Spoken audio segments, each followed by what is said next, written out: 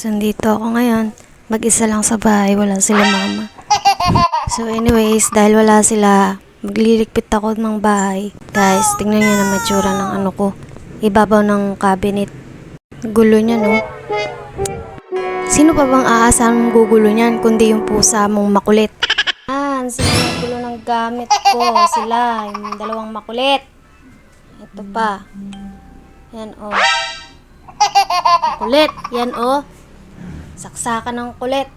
Diba yan? Sinasabi ko sa inyo, ubod ng kulit yung dalawa na yan. Maya-maya, maghahabulan yung mga yan. So, iniwan talaga nila ako rito para maglinis ng bahay. So, let's start.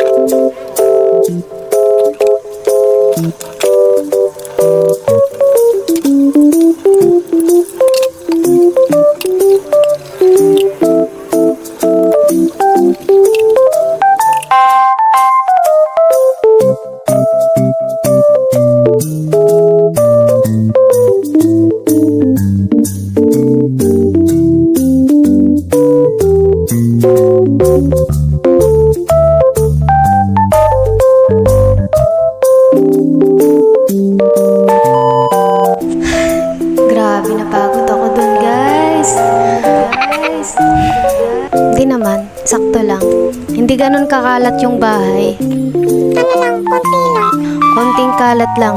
Alam mo kung sino yung pinakamagaling magkalat? Yung pusa talaga. Sila lang talaga yung bukod tanging nagkakalat ng bahay. Takbo dito, takbo doon. Ay naku talaga, sakit sa ulo. Tama mo wala ka pang mga bata dito sa bahay. Dinaig pa ng mga pusa na yan. What if more pa kaya kung may anak pa ako? Kung may ano ba ako?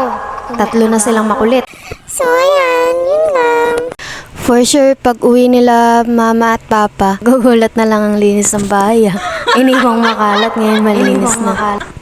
So yan. Yes, bunga nga na rin kay Papa. Yun lang, bye!